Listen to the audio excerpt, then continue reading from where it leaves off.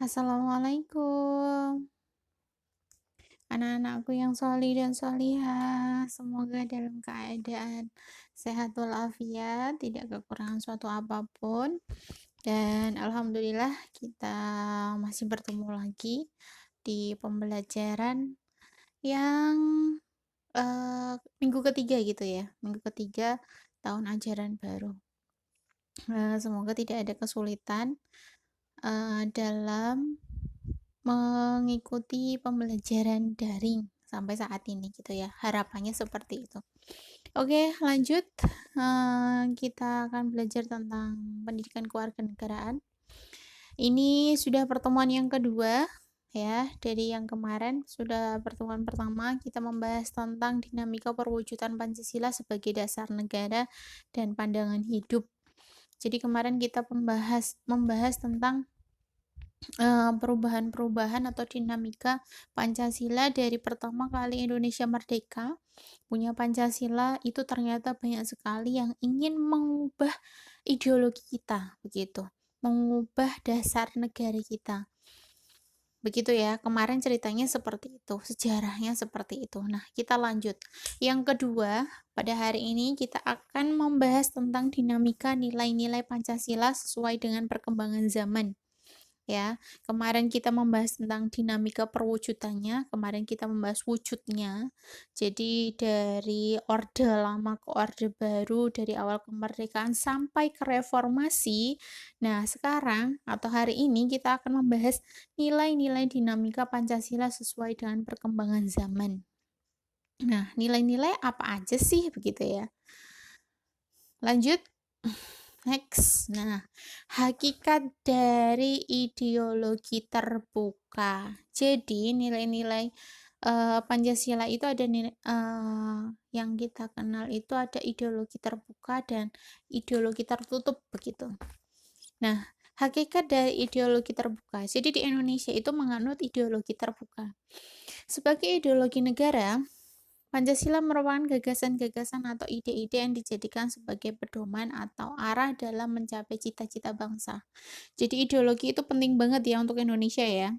Kalau kalian tahu, apapun yang dilakukan oleh Indonesia itu sesuai dengan Pancasila atau dasar hidup Indonesia, begitu. Lalu yang kedua, setiap negara mempunyai ideologi yang berbeda-beda. Maka dari itu, Indonesia perlu mempertahankan Pancasila karena sesuai dengan nilai-nilai kehidupan bangsa, sehingga membuat Indonesia berkembang sesuai perkembangan masyarakat dan kecerdasan kehidupan bangsa. Jadi, yang perlu kita ingat ya, di sini Indonesia itu mempunyai ideologi yang berbeda dengan negara-negara lain, yaitu Pancasila. Karena di sini sejarahnya Pancasila itu dibuat berdasarkan nilai-nilai kehidupan bangsa itu yang tadi dikatakan, berdasarkan nilai-nilai kehidupan bangsa Indonesia. Ya. Jadi Pancasila itu merupakan kepribadian Indonesia. Nah, itulah uniknya Pancasila di Indonesia. Jadi di negara-negara lain itu tidak ada yang sama dengan Pancasila kita begitu. Kalau di negara lain biasanya menganut ideologi liberal, sistem pemerintahan liberal, komunis dan lain-lain begitu. Kerajaan, ketuhanan. Nah, hanya di Indonesia saja yang memakai ideologi Pancasila tadi. Nah, lanjut.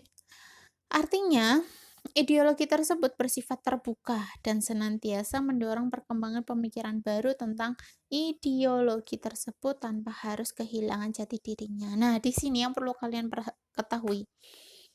Di Indonesia itu menganut hakikat ideologi terbuka. Tetapi terbuka di sini bukan berarti kita melenceng jauh dari adanya Pancasila. Ya, paham ya sampai sini ya. Jadi kita masih memakai sistem ideologi Pancasila. Nah, tetapi ideologi yang kita gunakan adalah ideologi terbuka. Terbuka di sini adalah sesuai dengan zaman kita. Jadi kalau dulu, misalnya dulu masih ada masih belum ada peraturan tentang apa ya namanya, KPAI, Komisi Perlindungan Anak, begitu. Karena dulu tidak ada yang namanya itu, kekerasan dalam anak, begitu, kekerasan kepada anak itu nggak ada. Nah, dengan perkembangan zaman sekarang, begitu, nah sekarang itu ada yang namanya KPAI atau hak, apa itu namanya, hukum untuk perempuan itu namanya apa? Itu, atau KDRT begitu. Kekerasan dalam rumah tangga sekarang itu ada pasalnya atau normanya atau hukumnya. Nah, itu sesuai dengan perkembangan zaman yang dinamakan dengan ideologi terbuka. Sampai sini paham ya? Nanti kalau tidak paham, silakan ditanyakan lewat pembelajaran. Nah, ciri-ciri dari ideologi terbuka. Yang pertama, cita-cita dan nilai tidak dipaksakan dari luar. Nah, ini ideologi terbuka untuk Indonesia ya. Ideologi terbuka Pancasila di Indonesia. Yang kedua, ciri-cirinya diambil dari kekayaan rohani, moral, dan budaya dari masyarakat. Begitu. Selain dari perkembangan zaman tadi, kita tidak boleh melenceng jauh dari nilai-nilai yang salah. Kita tidak boleh melenceng jauh dari nilai-nilai luhur tadi, lalu nilai-nilai yang tidak dipaksakan dari luar Indonesia. Karena kepribadian Indonesia dengan kepribadian negara lain itu berbeda. Begitu ya. Lanjut. Yang kedua, Pancasila sebagai ideologi terbuka. Pancasila senantiasa mampu berinteraksi dengan dinamis. Yang kedua, nilai-nilai Pancasila tidak berubah, namun pelaksanaannya disesuaikan dengan kebutuhan yang sedang dialami Indonesia atau yang sedang Indonesia alami. Ya, tidak berubah, namun pelaksanaannya sesuai dengan kebutuhan. Begitu. Itu yang dinamakan dengan terbuka.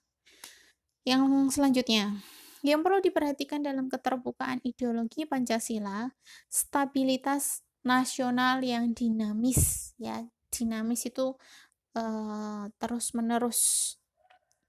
Yang kedua, larangan memasukkan pemikiran-pemikiran yang mengandung ideologi Marxisme, Leninisme, dan komunisme. Jadi tidak boleh ada ideologi-ideologi selain ideologi Pancasila, ya kan? Nah, selanjutnya mencegah paham liberalisme. Tahu ya artinya liberalisme? Bebas. Di Indonesia tidak ada yang bebas karena kita menganut dasar hukum. Ya, semuanya mengenai hukum. Apapun yang kalian lakukan itu ada hukumnya atau ada aturannya. Kenapa ada aturannya? Nah, kemarin kita sudah membahas kelas 7, kenapa kok ada aturan atau yang dinamakan dengan norma. Di negara kita mempunyai 4 norma ya. Norma ketuhanan, norma kesusilaan, kesopanan, dan norma hukum. Nah, ada 4 norma yang dianut di Indonesia. Penciptaan norma harus melalui kesepakatan, ya. Walaupun misalnya kalian mempunyai jabatan yang tinggi di Indonesia, tetapi ketika kalian mau menciptakan norma, maka harus melalui kesepakatan. Nah, di Indonesia itu ada taraf-tarafnya di mana mereka boleh menciptakan norma dengan kesepakatan yang ada, begitu.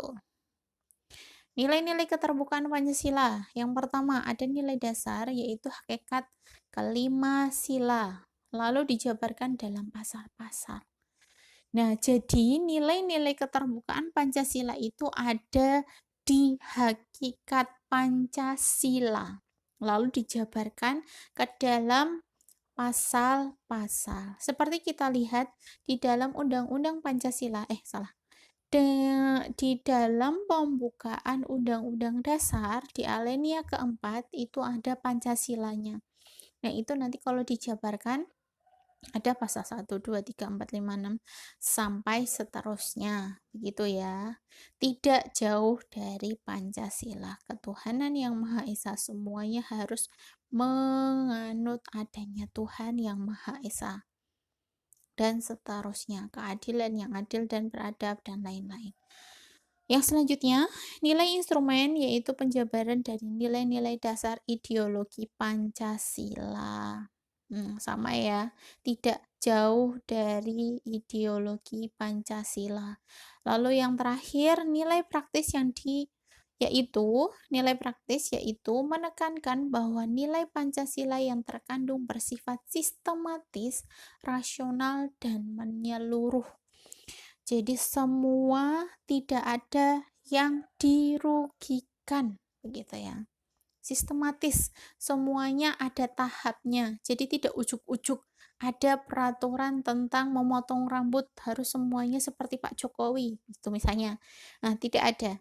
Jadi semuanya harus sistematis sesuai dengan aturan-aturan yang ada. Misalnya, kemarin kita sudah bahas di kelas 8, ketika kita mau membuat sebuah peraturan atau sebuah pasal, itu ada 3 lembaga ya yang boleh mengajukan peraturan. Yang pertama apa? DPR. Yang kedua ada Presiden. Lalu yang ketiga ada DPRD. Nah, ada 3 lembaga yang boleh membuat peraturan, yaitu DPR, Presiden, dan DPRD. Nah, itu pun ada tahapannya dan yang boleh mengesahkan itu siapa kemarin?